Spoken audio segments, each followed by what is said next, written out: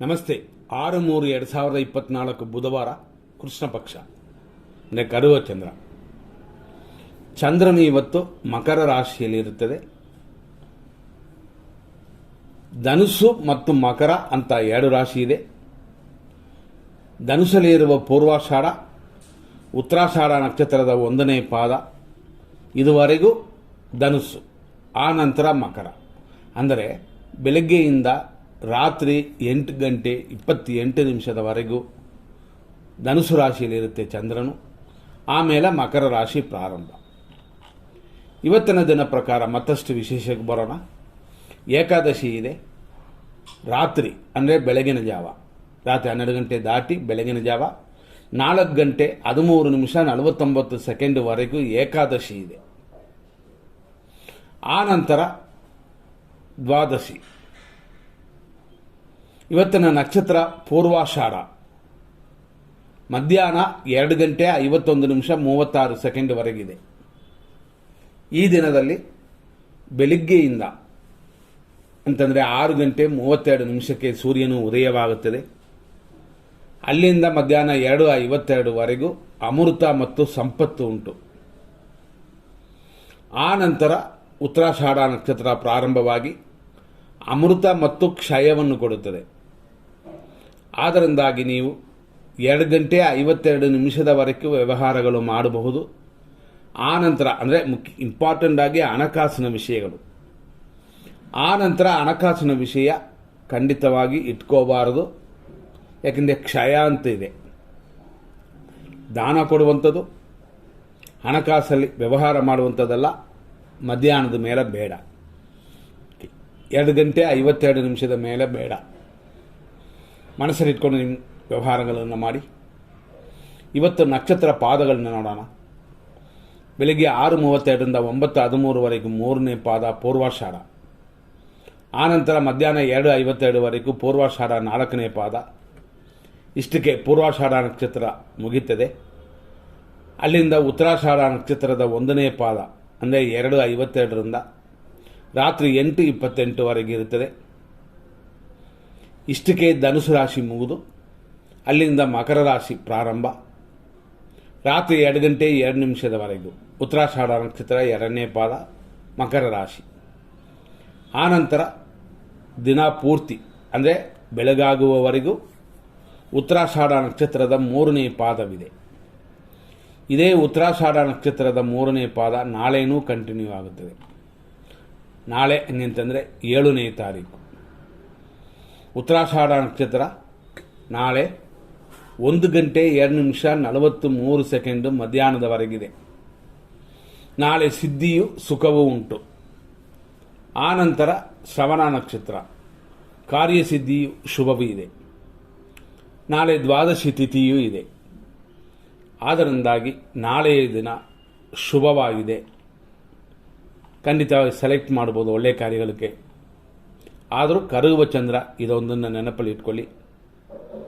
ಯಾಕೆಂತಂದರೆ ಬೆಳೆಯುವ ಚಂದ್ರನಲ್ಲಿ ಮಾತ್ರನೇ ಶುಭ ಕಾರ್ಯಗಳು ಮಾಡಬೇಕು. ಕರಗುವ ಚಂದ್ರನಲ್ಲಿ ಶುಭ ಕಾರ್ಯ ಮಾಡಬಾರದು. ಯಾಕೆಂತಂದರೆ ಕಾರ್ಯಗಳಲ್ಲಿ ಕ್ಷಯ ಉಂಟು, ಅಂದರೆ ಕರಗೋಗುತ್ತದೆ. ಕ್ಷೀಣ ಚಂದ್ರ ಅಂತ ಅದನ್ನು ಅಂತೀವಿ. ನೋಡ್ಕೊಂಡು ಮಾಡಿ. ಬೇರೆ ವಿಷಯಗಳೆಲ್ಲ ಓಕೆನೇ. ನಾಳೆ ಮತ್ತು ಇವತ್ತಿನ 6ನೇ ತಾರೀಕಿಗೆ ಬರೋಣ. ಇವತ್ತಿನ ದಿನ ಪ್ರಕಾರ ನಕ್ಷತ್ರ ಪಾದಗಳನ್ನ ನೋಡಿದ್ದೀವಿ. ಈಗ 100% ದೋಷವಿರುವಂಥ ವಿಷಯಗಳಿಗೆ ನಾವು ಬರೋಣ. ಇದರಲ್ಲಿ ರಾಹುಕಾಲ, ಯಮಕಂಡ ಕಾಲ, ನಕ್ಷತ್ರ ವಿಷಗಡ್ಡಿಕಾ ಕಾಲ, ಮೃತ್ಯು, ದುರ್ಮುಹೂರ್ತ, ಇಷ್ಟು ವಿಷಯಗಳು ಬರುತ್ತದೆ. ಅದನ್ನು ನಾವು ಗಮನಿಸೋಣ. ಬೆಳಗ್ಗೆ 6:32 ಇವತ್ತು ವೃಷಭ ರಾಶಿಯವರಿಗೆ ಚಂದ್ರಾಷ್ಟಮ. ವೃಷಭ ರಾಶಿಯಲ್ಲಿ ಬರುವ ನಕ್ಷತ್ರಗಳು ಕೃತಿಕಾ ನಕ್ಷತ್ರದ 2, 3, 4ನೇ ಪಾದಗಳು, ರೋಹಿಣಿ ನಕ್ಷತ್ರದ ಒಟ್ಟು 4 ಪಾದಗಳು, ಮೃಗಶೀರ್ಷ ನಕ್ಷತ್ರದ 1 ಮತ್ತು 2ನೇ ಪಾದಗಳು. ಈ ರಾಶಿಯವರಿಗೆ ಅಂದರೆ ಈ ನಕ್ಷತ್ರಗಳವರಿಗೆ ದೋಷವಿದೆ 6:32. ಆದ್ದರಿಂದಾಗಿ ಹೆಚ್ಚಿನ ಗಮನ ಕೊಡಿ. ಇದರಲ್ಲಿ ನಾವು ಯಾವತ್ತೇ ಹೇಳುತ್ತೀವಿ, ಒಂದು ರಾಶಿ ಬದಲಾದರೆ ಎಲ್ಲವೂ ಬದಲಾಗುತ್ತೆ ಅಂತ. ಅದೇ ಮಿಥುನಕ್ಕೂ ಚಂದ್ರಾಷ್ಟಮ ಬರುತ್ತದೆ. ಆ ನಂತರ ಈ ರೀತಿ ತಿಳ್ಕೊಂಡು ನಿಮ್ಮ ಕಾರ್ಯಗಳನ್ನು ಮಾಡಬಹುದು. ಇವತ್ತು ಮತ್ತಷ್ಟು ವಿಶೇಷಗಳು.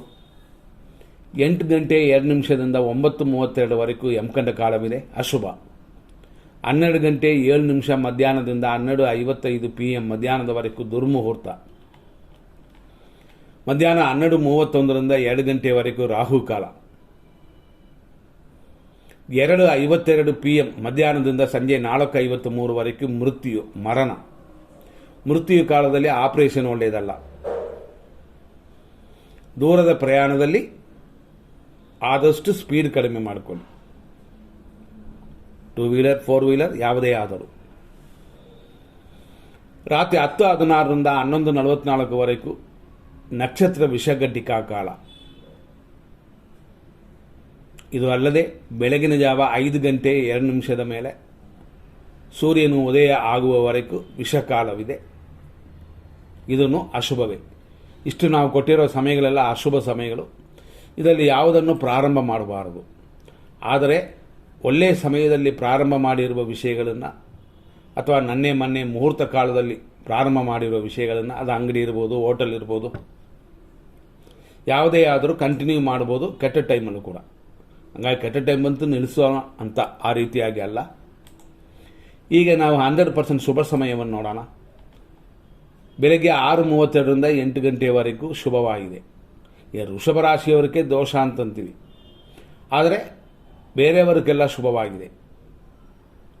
9:34ರಿಂದ 12 ಗಂಟೆ 5 ನಿಮಿಷದವರೆಗೂ ಶುಭವಾಗಿದೆ.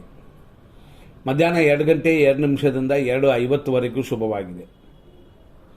ಸಂಜೆ 4:55ರಿಂದ 10:14ವರೆಗೂ ಶುಭವಾಗಿದೆ.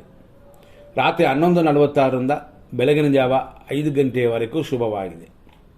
ಇದೆಲ್ಲ ಒಳ್ಳೆಯ ಸಮಯ ಅಂತೂ ಇರೋದರಿಂದ ಈ ಸಮಯದಲ್ಲಿ ಮಾಡುವಂಥ ಕಾರ್ಯಗಳಲ್ಲಿ ಗೆಲುವು ಉಂಟು. ನಾವು ಫಸ್ಟೇ ಹೇಳಿದ್ವಿ, ಒಂದು ಸಮಯದವರೆಗೂ ಶುಭವಾಗಿದೆ ಅಂದರೆ ಲಾಭ, ಅಭಿವೃದ್ಧಿ, ದೋಷವಿಲ್ಲದೆ ಸಂಪತ್ತು, ದೋಷವಿಲ್ಲದ ಅಮೃತ, ಇದೆಲ್ಲ ಮಧ್ಯಾಹ್ನದವರೆಗೆ ಇದೆ ಅಂತ ಹೇಳಿದ್ವಿ. ಹೆಚ್ಚು ಕಮ್ಮಿ 2:50 ಅಂತ ಇಟ್ಕೊಳ್ಳಿ. ಆ ನಂತರ ಕ್ಷಯವು ಇರೋದರಿಂದ ಕೆಲವು ಕಾರ್ಯಗಳನ್ನು ಪ್ರಾರಂಭ ಮಾಡೋದು ಉತ್ತಮವಲ್ಲ.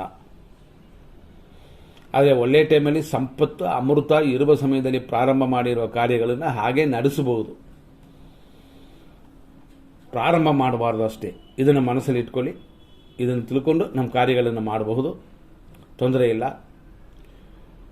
ಇವತ್ತು ಮಧ್ಯಾಹ್ನದವರೆಗೂ ಕೂಡ ಏಕಾದಶಿ ಇದೆ. ಮಧ್ಯಾಹ್ನದವರೆಗೂ ಪೂರ್ವಾಷಾಢ ಇದೆ. ಈ ಟೈಮೆಲ್ಲ ನಾವು ಕೊಟ್ಟಿದ್ದೀವಿ, ಹೇಳಿದ್ದೀವಿ, ಕೇಳಿದ್ದೀರಾ. ನೋಡಿಕೊಂಡು ನಿಮ್ಮ ಕಾರ್ಯಗಳನ್ನು ಮಾಡಬಹುದು. ನಾವು ಇವತ್ತು ಹೇಳಿದಂತೆ ಒಳ್ಳೆಯ ಸಮಯ ಅಂತ ಇರುತ್ತೆ ಅಂತ ಹೇಳಿದೀವಲ್ಲ, ಒಳ್ಳೆಯ ಸಮಯ ಅಂತಂದರೆ ಇನ್ನೂ ಸ್ವಲ್ಪ ಡೀಟೇಲ್ ಆಗಿ ಹೋದರೆ ಏನೆಲ್ಲ ಇರಬಹುದು ಹಂಗೆ ಅಂತ. ಇದರಲ್ಲಿ ಇರುವ ಈ ಸಮಯಗಳಲ್ಲಿ 6 ಗಂಟೆ 32 ನಿಮಿಷದಿಂದ 9:13ವರೆಗೂ ಪೂರ್ವಾಷಾಢ ಇದೆ, 3ನೇ ಪಾದ. ಅದೇ ಸಮಯದಲ್ಲಿ 6:32ರಿಂದ 11:33ವರೆಗೂ ವ್ಯಾತಿಪಾತ ಯೋಗವಿದೆ. ಈ ರೀತಿಯಾದ ಈ ದಿನದಲ್ಲಿ ಮತ್ತಷ್ಟು ವಿಶೇಷಗಳು ಹಂಗೆ ಅಂತಂದರೆ 6:32ರಿಂದ 7 ಗಂಟೆ 2 ನಿಮಿಷದವರೆಗೂ ಶುಭವಾಗಿದೆ. ಶುಭ ಪಂಚಕ ಮುಹೂರ್ತ ಅಂತ. ಪಂಚಕ ಅನ್ನೋ ಒಂದು ವಿಷಯ ಅದು ಕೆಲವರು ನೋಡೋದಿಲ್ಲ, ನೋಡಬೇಕು. ಕೆಲವರು ಸ್ವಲ್ಪ ಪ್ರಾರಂಭದಲ್ಲಿ ಇರುವ ಜ್ಯೋತಿಷಿಗಳು ಅಂತಂದರೆ ಈಗ ತಾನೇ ಜ್ಯೋತಿಷಕರೇ ಬಂದಿರೋರು ಸ್ವಲ್ಪ ಆಗಡ ಪರಿಚಯ ಮಾಡ್ಕೋಬೇಕು. ಗೊತ್ತಿಲ್ಲದೆ ಇರೋದು ತಪ್ಪಲ್ಲ, ಕಲಿಬೇಕಾಗ್ತದೆ. ಇದನ್ನು ನಾವು ಫಸ್ಟೇ ಹೇಳಿದ್ವಿ, 6:32ರಿಂದ 8 ಗಂಟೆವರೆಗೂ ಚೆನ್ನಾಗಿದೆ ಅಂತಂದರೆ ಅದರಲ್ಲಿ ಏನೆಲ್ಲ ಅಡಗಿರುತ್ತದೆ ಒಳ್ಳೆಯ ಟೈಮಲ್ಲಿ ಅಂತಂದರೆ ನಾವು ಹೇಳಿದಂತೆ ಶುಭ ಪಂಚಕ ಮುಹೂರ್ತ, ಬುಧ ಹೊರೆ, ವಿದ್ಯಾರ್ಥಿಗಳಿಗೂ ವ್ಯಾಪಾರಿಗಳಿಗೂ ಉಪಯೋಗ ಆಗುವಂಥದ್ದು ಈ ಶುಭ ಮುಹೂರ್ತ ಅಂತ. ಅದರಲ್ಲೂ ಬುಧ ಹೊರೆ ಇದ್ದರೆ ಇನ್ನೂ ಚೆನ್ನಾಗಿರುತ್ತೆ. ವ್ಯಾಪಾರಿಗಳಿಗೂ, ಓದುವ ಮಕ್ಕಳಿಗೂ ಅಂದರೆ ವಿದ್ಯಾರ್ಥಿಗಳಿಗೂ ಸೇಮ್ ಟೈಮಲ್ಲೇ ಲಾಭವೂ ಇದೆ. ಆದ್ದರಿಂದ ಇದು ಸಮಯ ಉತ್ತಮ ಸಮಯವಾಗಿರೋದರಿಂದ ಒಳ್ಳೆಯ ಕಾರ್ಯಗಳಿಗೆ ಇದನ್ನು ಉಪಯೋಗಿಸಬಹುದು. ಮತ್ತು ಇನ್ನೊಂದು ಸಮಯ ಅಂತಂದರೆ ಮುಂದೆ ಹೋಗೋಣ. ಯಾಕೆಂತಂದರೆ 8 ಗಂಟೆ ಮುಗಿದ ನಂತರ 9:34 ಮೇಲೇ ಶುಭ ಸ್ಟಾರ್ಟ್ ಆಗೋದು. 9:34ರಿಂದ 12 ಗಂಟೆ 5 ನಿಮಿಷದ ಆ ಸಮಯದವರೆಗೂ ಇದರಲ್ಲಿ ಏನೆಲ್ಲ ಇರುತ್ತೆ ಅಂತಂದರೆ ಮೇಷ ಲಗ್ನ ಬರುತ್ತದೆ. ಮತ್ತು ಇರುವ ಇನ್ನೊಂದು ವಿಶೇಷ ಹಂಗೆ ಅಂತ ನಾವು ನೋಡಿದರೆ ಪೂರ್ವಾಷಾಢ ನಕ್ಷತ್ರದ 4ನೇ ಪಾದವಿದೆ, ಗುರು ಹೋರೆ ಇದೆ, ಸುಖ ಕಾಲವಿದೆ, ಇಷ್ಟೆಲ್ಲ ಈ ಸಮಯದಲ್ಲಿದೆ. ಅದು ಮಾತ್ರವಲ್ಲದೆ ಅಮೃತ ಗಳಿಗೆ ಅಂತ ನಾವು ಕೊಂಡಾಡುವ ಸಮಯವೂ ಕೂಡ 10:17ರಿಂದ 11:49ವರೆಗೆ ಇರೋದರಿಂದ ಈ ಸಮಯವನ್ನು ಕೆಲವು ಒಳ್ಳೆಯ ಕಾರ್ಯಗಳಿಗೆ ಸೆಲೆಕ್ಟ್ ಮಾಡ್ಕೋಬೋದು. ಮತ್ತೊಂದು ಸಮಯ ಅಂತಂದರೆ ಇನ್ನೊಂದು ಸಮಯ, ಇದರಲ್ಲಿ ವಿಶೇಷವಾಗಿ ಗುಳಿಕೆ ಕಾಲ 11 ಗಂಟೆ 1 ನಿಮಿಷದಿಂದ 12:31ವರೆಗಿದೆ. ಆದ್ದರಿಂದ ಇದು ಶುಭವೇ. ಮತ್ತು ಇನ್ನೊಂದು ವಿಷಯ ಅಂತಂದರೆ ಶುಕ್ರ ಹೊರೆ, ಹೆಣ್ಣು ಮಕ್ಕಳಿಗೆ ಶುಭವನ್ನು ಕೊಡುವ ಹೊರೆ ಇದು. ಹೊಸ ಆಭರಣ ಬಟ್ಟೆಗಳು ಹಾಕೊಳ್ಳೋಕ್ಕೆ ಇದನ್ನು ಸೆಲೆಕ್ಟ್ ಮಾಡ್ಬೋದು. ಇದು 12:31ನ ಮೇಲೆ 1 ಗಂಟೆ 31 ನಿಮಿಷದವರೆಗಿರುತ್ತದೆ. ಆದರೆ ಇದರಲ್ಲಿ 12:31 ಮೇಲೆ ಅಂತಂದರೆ ನಮಗಲ್ಲಿ ದೋಷ ಬರುತ್ತದೆ. ಆದ್ದರಿಂದ ಈ ಸಮಯವನ್ನು ಬಿಟ್ಟುಬಿಡಿ. ಯಾಕೆಂತಂದರೆ ಸ್ಪಷ್ಟ ಇದರಲ್ಲಿ ಹೇಳುವಂಥದ್ದು ಶುಕ್ರ ಶುಭವೇ. ಕೆಲವರು ಶುಕ್ರ ಹೊರೆ ಒಳ್ಳೆಯದು ಅಂತ ತಿಳ್ಕೊಂಡು ಮಾಡ್ತೀವಿ, ತಪ್ಪೇನಿಲ್ಲ. ಆದರೆ ಆ ಸಮಯದಲ್ಲಿ ದೋಷ ಇದೆಯಾ ಅಂತ ನೋಡಲೇಬೇಕು. 12:31ರಿಂದ 2 ಗಂಟೆವರೆಗೂ ರಾಹು ಕಾಲವಿದೆ. ಆದ್ದರಿಂದ ಇದನ್ನು ಅವಾಯ್ಡ್ ಮಾಡಬೇಕು ಅಂತ. ಮತ್ತೊಂದು ಸಮಯ ಏನಿದೆ ಅಂತ ನೋಡೋಕೆ ಹೋದರೆ ಇದರಲ್ಲಿ ಬರುವಂಥ ಇನ್ನೊಂದು ಶುಭ ಸಮಯ ಅಮೃತ. ಈ ಅಮೃತಗಳಿಗೆ ಬರುವಂಥದ್ದು 3:30 ಮಧ್ಯಾಹ್ನದಿಂದ ಪ್ರಾರಂಭವಾಗುತ್ತದೆ. ಅಲ್ಲಿಂದ ಪ್ರಾರಂಭವಾದರೆ ಸುಮಾರು 5 ಗಂಟೆಯವರೆಗೂ ಅಮೃತಗಳಿಗೆ ಇದೆ. ಇದನ್ನು ನೀವು ಸೆಲೆಕ್ಟ್ ಮಾಡಬಹುದು. ಆದರೂ 4:55ನ ಮೇಲೆ ಶುಭವಾಗಿರುತ್ತದೆ. ಯಾಕೆಂದರೆ ಕೆಲವು ದೋಷಗಳನ್ನೆಲ್ಲ ಬಿಟ್ಟು ಆ ಸಮಯದಲ್ಲಿ ಸೆಲೆಕ್ಟ್ ಮಾಡಿಕೊಳ್ಳಿ.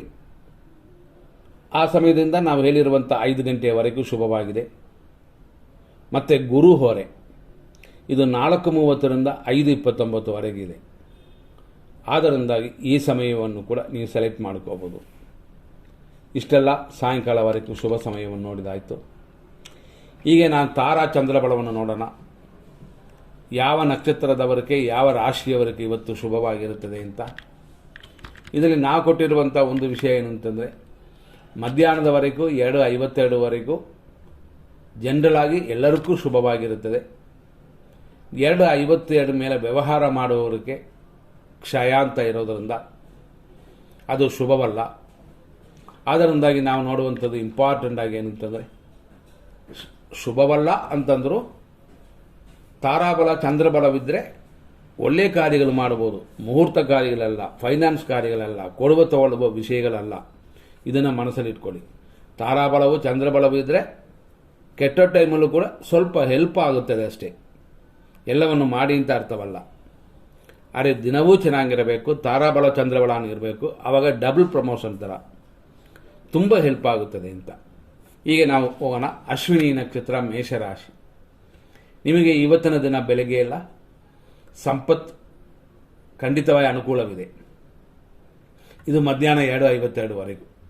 ಆಮೇಲೆ ಶುಭಕರವಾಗಿಲ್ಲ. ಜನರಲ್ ಆಗೂ ಕೂಡ ಚೆನ್ನಾಗಿಲ್ಲ. ಭರಣಿ ನಕ್ಷತ್ರ ಮೇಷರಾಶಿಯವರಿಗೆ ಮಧ್ಯಾಹ್ನದ ಮೇಲೇ ಶುಭಕರವಾಗಿರೋದು. ಆದರೂ ಜನರಲ್ ಆಗಿ ಸರಿ ಇಲ್ಲ. ಆದರೆ ಖುಷಿಯಾಗಿರ್ಬೋದು. ಹೆಂಡತಿ ಮಕ್ಕಳು ಅಥವಾ ಗಂಡ ಮಕ್ಕಳು ಅಂತ ಈ ಥರ ಖುಷಿಯಾಗಿರಿ. ನಂತರ ನೋಡುವಂಥ ಕೃತಿಕಾ ನಕ್ಷತ್ರ ಮೇಷರಾಶಿ ಮಧ್ಯಾಹ್ನದವರೆಗೂ ಮಿತ್ರಧಾರೆ, ಅಭಿವೃದ್ಧಿ, ಬೇರೆಯವರ ಆಶೀರ್ವಾದದಿಂದ ಅನುಕೂಲಗಳು ಇಂಥದ್ದೆಲ್ಲ ಬರುತ್ತದೆ. ಕೃತಿಕಾ ನಕ್ಷತ್ರ ಇದರಲ್ಲಿ 1ನೇ ಪಾದ ಮೇಷರಾಶಿಯಲ್ಲಿ ಬರುತ್ತೆ, 2ನೇ ಪಾದ ವೃಷಭ ರಾಶಿಯಲ್ಲಿ ಬರುತ್ತೆ. ನಾವು ಹೇಳುವಂತೆ ಕೃತಿಕಾ ನಕ್ಷತ್ರದ 1ನೇ ಪಾದದಲ್ಲಿ ಮಧ್ಯಾಹ್ನದವರೆಗೂ ಖಂಡಿತವಾಗಿ ಅನುಕೂಲವಾಗಿದೆ. ಆಮೇಲೆ ಸ್ವಲ್ಪ ಯೋಚನೆ ಮಾಡಿ. ನಂತರ ನೋಡುವಂಥದ್ದು ಕೃತಿಕಾ ನಕ್ಷತ್ರ 2ನೇ ಪಾದದಲ್ಲಿ, ಅಂದರೆ 2 ಮಾತ್ರ ಅಲ್ಲ, 2, 3, 4ನೇ ಪಾದಗಳು ವೃಷಭ ರಾಶಿಯವರಿಗೆ ಖಂಡಿತವಾಗಿ ಮಧ್ಯಾಹ್ನದವರೆಗೂ ಚೆನ್ನಾಗಿರುತ್ತದೆ. ಸ್ವಲ್ಪ ಊಟ ತಿಂಡಿಯಲ್ಲಿ ಮೇಂಟೈನ್ ಮಾಡಿಕೊಳ್ಳಿ. ರೋಹಿಣಿ ನಕ್ಷತ್ರ ವೃಷಭ ರಾಶಿ ಮಧ್ಯಾಹ್ನ ಅದರ ನಂತರನೂ ಚೆನ್ನಾಗಿರುತ್ತದೆ. ಆದರೂ ಮಧ್ಯಾಹ್ನ ಮಾಡಿದ್ರೆ ಜನರಲ್ ಆಗಿ ಚೆನ್ನಾಗಿರೋದ್ರಿಂದ ಅಭಿವೃದ್ಧಿಯನ್ನು ಕೊಡುತ್ತದೆ. ಮೃಗಶೀರ್ಷ ನಕ್ಷತ್ರ ವೃಷಭ ರಾಶಿ ಟೆನ್ಷನ್ ಉಂಟು, ರೋಗ ವೃದ್ಧಿ ಇದೆ ಮಧ್ಯಾಹ್ನದವರೆಗೂ. ಮಧ್ಯಾಹ್ನದ ನಂತರ ಶುಭಕರವಾಗಿದೆ. ಮೃಗಶೀರ್ಷ ನಕ್ಷತ್ರ ಮಿಥುನ ರಾಶಿ ಖಂಡಿತ ಮಧ್ಯಾಹ್ನದ ಮೇಲೆ ಶುಭಕರವಾಗಿರೋದು. ಆರುದ್ರ ನಕ್ಷತ್ರ ಮಿಥುನ ರಾಶಿ ಮಧ್ಯಾಹ್ನದವರೆಗೂ ಶುಭಕರವಾಗಿದೆ. ಪುನರ್ವಸು ನಕ್ಷತ್ರ ಮಿಥುನ ರಾಶಿ ಮಧ್ಯಾಹ್ನದ ಮೇಲೇ ನಿಮ್ಮ ಕಾರ್ಯಗಳು ಅನುಕೂಲ ಅಂತ. ಅದೇ ಮಧ್ಯಾಹ್ನ ಮೇಲೆ ಮುಹೂರ್ತ ಕಾರ್ಯಗಳು ತಗೊಳ್ಳುವ ಈ ವಿಷಯಗಳಕ್ಕಲ್ಲ, ಖುಷಿಯಾಗಿರೋದಕ್ಕೆ ಒಳ್ಳೆಯದು ಅಂತ. ಪುನರ್ವಸು ನಕ್ಷತ್ರ ಕರ್ಕಾಟಕ ರಾಶಿ, ಮಧ್ಯಾಹ್ನದ ಮೇಲೆ ಚೆನ್ನಾಗಿದೆ. ಪುಷ್ಯ ನಕ್ಷತ್ರ ಕರ್ಕಾಟಕ ರಾಶಿ, ಮಧ್ಯಾಹ್ನದವರೆಗೂ ಶುಭಕರವಾಗಿ ಶತ್ರುನಾಶವು ಕ್ಷೇಮವೂ ಇದೆ. ನಂತರ ನೋಡುವಂಥದ್ದು ಆಶ್ಲೇಷ ನಕ್ಷತ್ರ ಕರ್ಕಾಟಕ ರಾಶಿ, ಮಧ್ಯಾಹ್ನದ ಮೇಲೇ ಚೆನ್ನಾಗಿರೋದು, ಅಲ್ಲಿಯವರೆಗೂ ಅಷ್ಟೊಂದು ಚೆನ್ನಾಗಿಲ್ಲ. ಮಕಾ ನಕ್ಷತ್ರ ಸಿಂಹರಾಶಿ, ಖಂಡಿತವಾಗಿ ಸಂಪತ್ತು ಉಂಟು ಮಧ್ಯಾಹ್ನದವರೆಗೂ, ಆ ನಂತರ ಸಮಯ ಉತ್ತಮವಾಗಿಲ್ಲ. ಪುಬ್ಬ ನಕ್ಷತ್ರ ಸಿಂಹರಾಶಿ, ಮಧ್ಯಾಹ್ನದ ಮೇಲೆ ಪರವಾಗಿಲ್ಲ. ಉತ್ತರ ನಕ್ಷತ್ರ ಸಿಂಹರಾಶಿ, ಪರಮ ಮಿತ್ರಧಾರೆಯಾಗಿ ಮಧ್ಯಾಹ್ನದವರೆಗೂ ಚೆನ್ನಾಗಿದೆ, ಮಧ್ಯಾಹ್ನದ ಮೇಲೆ ಸರಿಯಿಲ್ಲ. ಉತ್ತರ ನಕ್ಷತ್ರ ಕನ್ಯಾ ರಾಶಿ, ಬೆಳಗ್ಗೆಯಿಂದ ಮಧ್ಯಾಹ್ನದವರೆಗೂ ಅನುಕೂಲಕರವಾಗಿದೆ. ಹಸ್ತ ನಕ್ಷತ್ರ ಕನ್ಯಾ ರಾಶಿ, ಮಿತ್ರಧಾರೆ, ಆರೋಗ್ಯ ಮಾತ್ರ ಗಮನ, ಇದೆಲ್ಲ ಮಧ್ಯಾಹ್ನದವರೆಗೂ. ಮಧ್ಯಾಹ್ನದ ಮೇಲೇನು ಪರಮ ಮಿತ್ರಧಾರೆಯಾಗಿದೆ, ಆದರೂ ಜನರಲ್ ಆಗಿ ಸರಿಯಾಗಿಲ್ಲದೆ ಇರೋದ್ರಿಂದ ಒಳ್ಳೆ ಕಾರ್ಯಗಳೆಲ್ಲ ಧಾರಾಳವಾಗಿ ಮಾಡಿ ಮಧ್ಯಾಹ್ನ ಮೇಲೆ.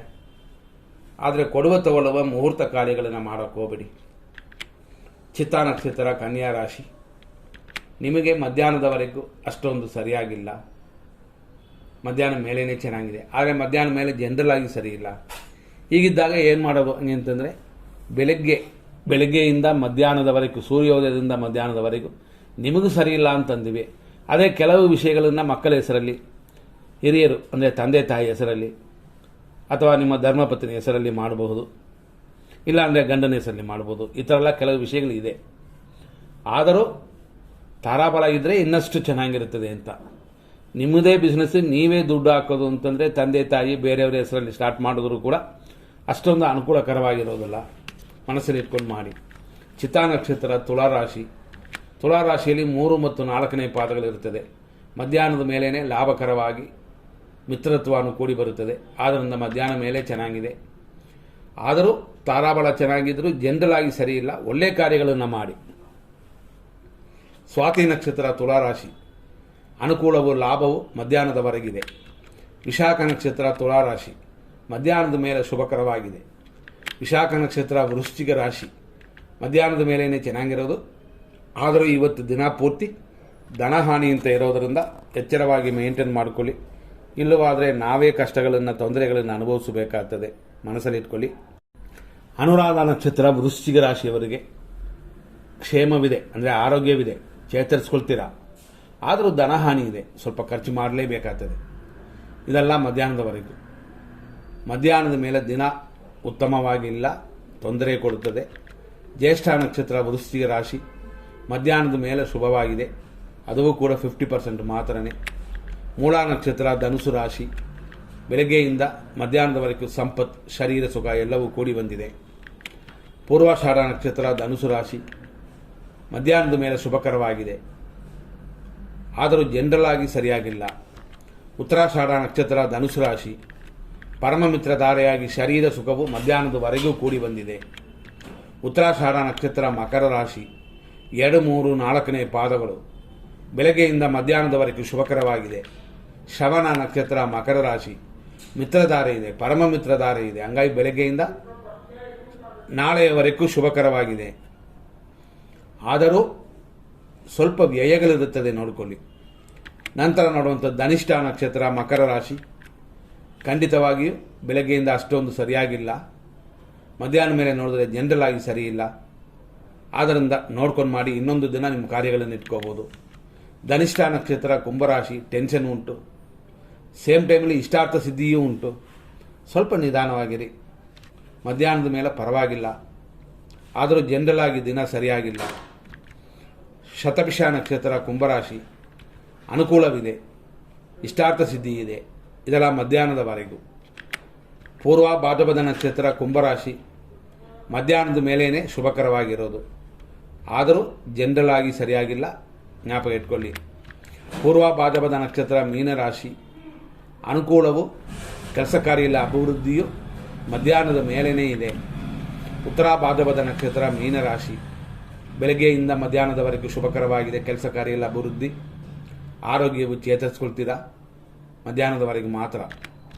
ರೇವತಿ ನಕ್ಷತ್ರ ಮೀನರಾಶಿ, ಮಧ್ಯಾಹ್ನದ ಮೇಲೆ ಅಭಿವೃದ್ಧಿ ಉಂಟು, ಸುಖವಿದೆ, ಆದರೂ ಜನರಲ್ ಆಗಿ ಸರಿಯಾಗಿಲ್ಲ, ನೋಡ್ಕೊಳ್ಳಿ. ಇಲ್ಲಿಯವರೆಗೂ ನಾವು ಇಷ್ಟು ವಿಷಯಗಳನ್ನ ನೋಡಿದ್ವಿ. ಎಲ್ಲ ನಕ್ಷತ್ರ ಎಲ್ಲ ರಾಶಿಗೂ ಕೊಟ್ಟಿದ್ದೀವಿ. ಜನರಲ್ ಆಗು ಹೆಂಗಿದೆ ಅಂತ ನೋಡಿದ್ವಿ. ಮಧ್ಯಾಹ್ನದವರೆಗೆ ಚೆನ್ನಾಗಿರುತ್ತದೆ, ಆಮೇಲೆ ಶುಭಕರವಾಗಿಲ್ಲ ಅಂತ ನೋಡೋದಾಯಿತು. ನೋಡಿಕೊಂಡು ನಿಮ್ಮ ಕಾರ್ಯಗಳನ್ನು ಮಾಡಿ.